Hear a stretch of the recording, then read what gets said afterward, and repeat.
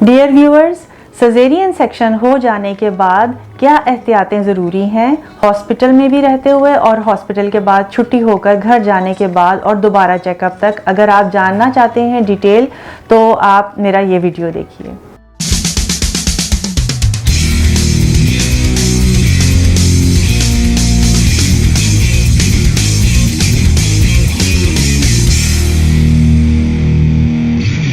Hello, अस्सलाम वालेकुम। मेरा नाम डॉक्टर फौजिया अंबर कुरैशी है और मैं शालामार हॉस्पिटल में गायनी डिपार्टमेंट में प्रोफेसर हूँ, हेड ऑफ डिपार्टमेंट हूँ। आज हम जिस टॉपिक पे बात करने लगे हैं वो है सिजेरियन सेक्शन के बाद की केयर और देखभाल। क्या सिजेरियन सेक्शन के बाद अगर प्रॉपर केयर ना हो, देखभाल ना हो तो पेशेंट को बहुत ज़्यादा दिक्कत का और बहुत ज़्यादा परेशानी का सामना करना पड़ता है?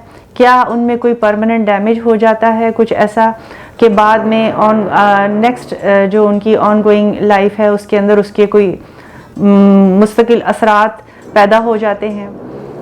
तो चलें आइए हम इस टॉपिक पे बात करते हैं। सिजेरियन सेक्शन इस वक्त मोस्ट कॉमन ऑपरेशन बन चुका है चाइल्ड बर्थ के लिए और बहुत सारे हॉस्पिटल्स में 40-50% इवन इससे भी ज़्यादा सिजेरियन सेक्शन के ज़रिए बच्चे की पैदाइश का अमल किया जाता है। सिजेरियन सेक्शन एक बड़ा ऑपरेशन है जिसमें कि मुकम्मल बेहोशी या सुन करके भी होता है ये ऑपरेशन। ऑपरेशन के बाद की जो देखभाल या केयर है वो एक अर्ली केयर है, यानी कि इमीडिएट अगले 6 से 8 घंटे की या 24 घंटे की केयर और उसके बाद उससे आगे मज़ीद 8-10 दिन की और केयर। आम तौर पे जनरली 48 घंटे के बाद हॉस्पिटल से छुट्टी दे देते हैं, डिस्चार्ज कर देते हैं। हॉस्पिटल के स्टे के दौरान ही पेशेंट को कुछ ना कुछ खाने पीने के लिए भी अलाउ कर देते हैं, वो यूरिन पास कर लें, वो उठकर चलना फिरना शुरू कर दें। अच्छे हॉस्पिटल्स में एक्सरसाइज करने के लिए फिजियोथेरेपिस्ट की भी सहूलत है, कंसल्टेंट देखते हैं पेशेंट्स को और एंटीबायोटिक्स देते हैं ताकि उनको इन्फेक्शन ना हो जाए। मैं जिस बात पे स्ट्रेस करना चाहूँगी वो ये है कि सिजेरियन सेक्शन के बाद जल्दी मोबिलाइज हो जाएं, जल्दी एक्टिविटी, हल्का फुल्का काम काज, उठना चलना फिरना, बच्चे की केयर देखभाल, बेबी को फीड करवाना, ये तमाम काम जितनी जल्द से जल्द शुरू हो जाएं उतना ही बेहतर है एक नॉर्मल से सिजेरियन सेक्शन के बाद जो कि कोई पेचीदा नहीं था। हाँ, पेचीदा सिजेरियन के बाद ऑफ कोर्स केयर डिफरेंट हो जाती है अगर आपको हमल के दौरान किसी शदीद पेचीदगी का सामना था।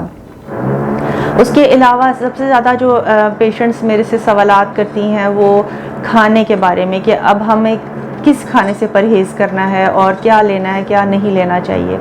तो मैं सबको यही गाइड करती हूँ कि 2-3 दिन शुरू में तो आपने थोड़ी सॉफ्ट डाइट लें जो जूद हज़म हो।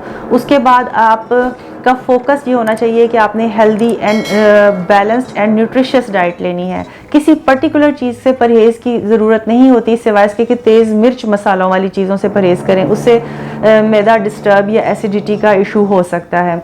लेकिन इसके अलावा हाई प्रोटीन डाइट, अंडा, गोश्त, चिकन, फ़िश, सूप, मुर्गी की यखनी, बकरे की यखनी, सारा कुछ आप मीट के आइटम्स, उसके अलावा हर किस्म के फ्रूट्स और रोटी और अनाज, हर किस्म की चीज़ आप ले सकती हैं।